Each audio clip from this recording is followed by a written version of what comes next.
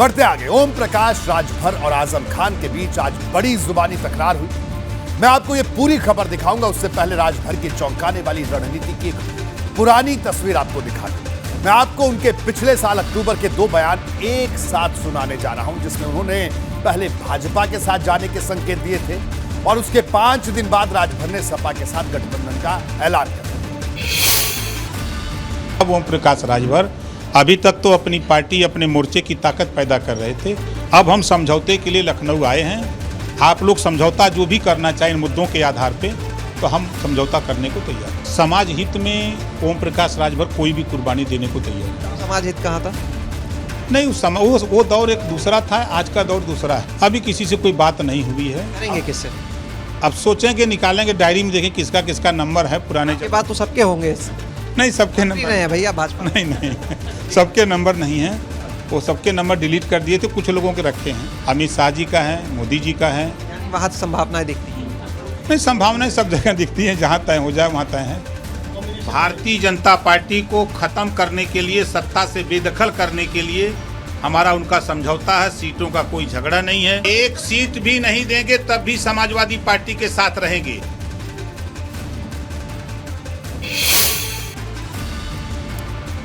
हमारे साथ वीरेश पांडे सीधे जुड़े हुए लखनऊ से, हमारे ब्यूरो चीफ। वीरेश, आज ओम प्रकाश राजभर से आपने जो बात की, उसके बाद पूरे प्रदेश में जो सियासी खलबली मची वो अलग है, लेकिन अब बड़ा सवाल ये उठ रहा है कि आखिरकार ओम प्रकाश राजभर अब करेंगे क्या?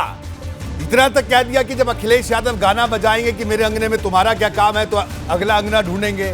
फिर ये भी कह रहे हैं कि मायावती के साथ भी बातचीत कर सकते हैं, बसपा के साथ भी बातचीत कर रहे हैं, इधर मोदी योगी की तारीफ भी कर रहे हैं। वीरेश,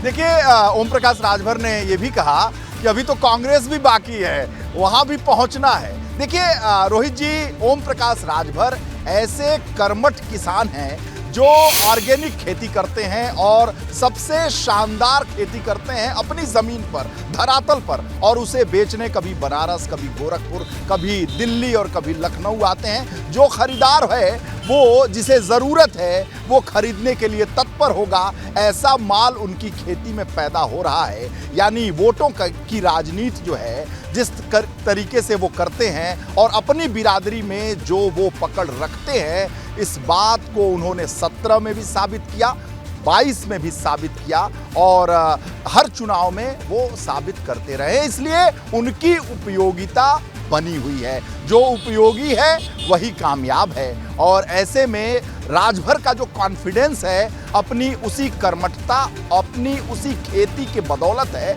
उन्होंने मेरे इंटरव्यू में, जो हम लोगों ने नहीं दिखाया अभी, उसमें साफ कहा, हमने कहा कि क्या मायावती आपसे बात करेंगी? बोले जिसको जो जरूरत होगी वो सब बात करेंगे भाई। जो पूर्वांचल में आएगा उसे एहसास हो जाएगा कि जमीन पर कौन है, और अगर पूर्वांचल में कुछ पाना है तो ओम प्रकाश से तो बात करना ही होगा। ये जो उनका अल्हड़पन है, ये जो उनका कॉन्फिडेंस है, ये जो उनका आत्मविश्वास है और जो ये बेबाकी है, उसी खेती से आ रही है, जो उर्वर भूमि में जो राजनीति के जाति की करके उन्होंने पैदा की है और इसको साबित भी कर दिया 2022 में। यही वजह है कि भारतीय जनता पार्टी के बहुत सारे हारे हुए मंत्री उनके यहाँ दरबार लगा रहे हैं कि भैया गठबंधन हो जाए। बहुत सारे ऐसे पूर्वांचल के भारतीय जनता पार्टी के नेता हैं जो जानते हैं कि इस बार जीत तो गए, अगली बार जीतेंगे या नहीं जीतेंगे, भैया गठबंधन हो जाए। इसलिए उनकी डिमांड है। यहाँ पर डिमांड और सप्लाई का मामला है। उनकी डिमांड ज्यादा है और सप्लाई तो वही है उनकी जो पूर्वांचल की है। और रही बात अखिलेश यादव से, तो मौसम वैज्ञानिक वो कम नहीं है।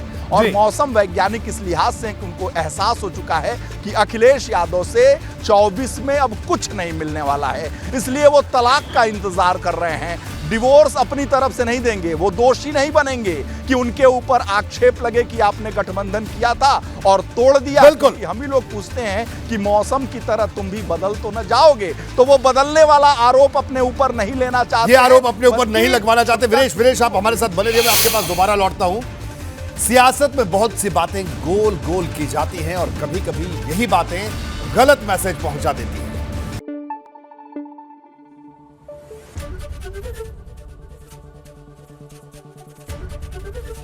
एबीपी गंगा, खबर आपकी, जुबान आपकी।